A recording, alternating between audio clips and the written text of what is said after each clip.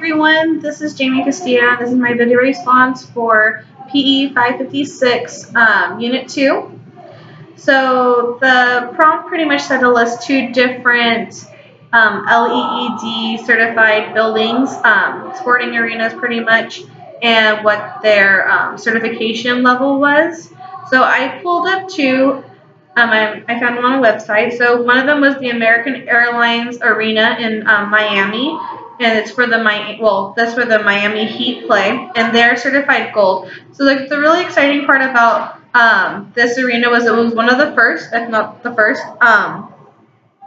to have this energy saving facility unit, and it pretty much saves $1.6 million annually for the owners. And the really good, a few of the facts was that 240 lamps of the arena's commission and merchandise location are fluorescent lamps, so that saves them money.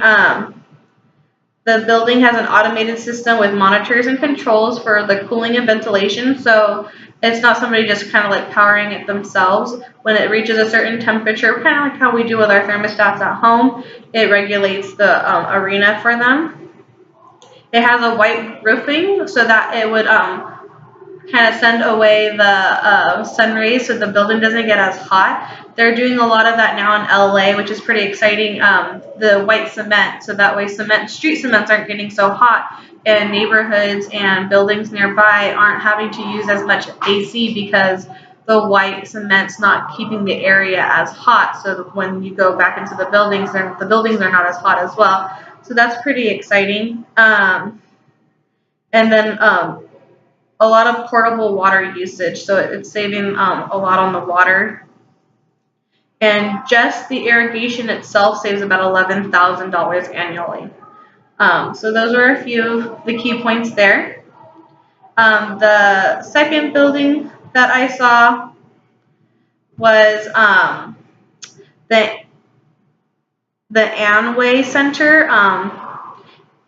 and this was in Orlando, Florida. So Florida's doing a really good job. And this is where the Orlando Magic plays. But instead of being a gold certified building, they are a silver certified building. And I pretty much just picked two basketball teams. So it's really cool to see that the NBA is utilizing this type of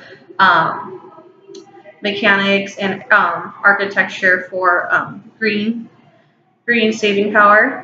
It's high efficiency heating and cooling system, and that pretty much uses 25% less energy than the average non-LEED lighting or LEED energy buildings.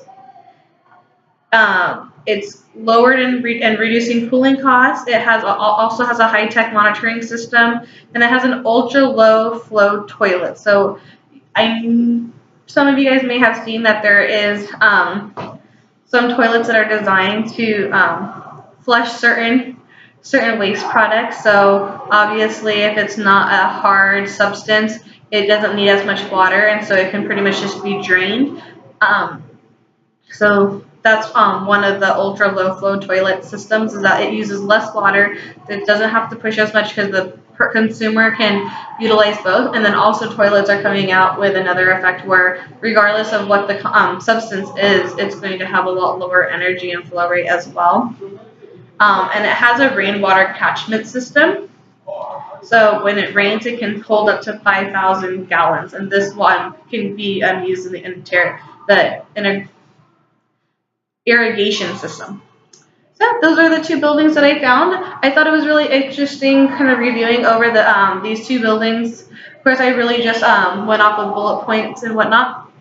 But it's nice to see that this generation where energy saving mechanics and ideas and the funding and the promotion for doing something like this is really important, because we are seeing an environmental difference, especially this year where you have a lot of areas like Florida who are getting snow. Our climate's completely changing, and that has to do with a lot of this, with our poor climate that not only America is doing, but the global economy is doing as well.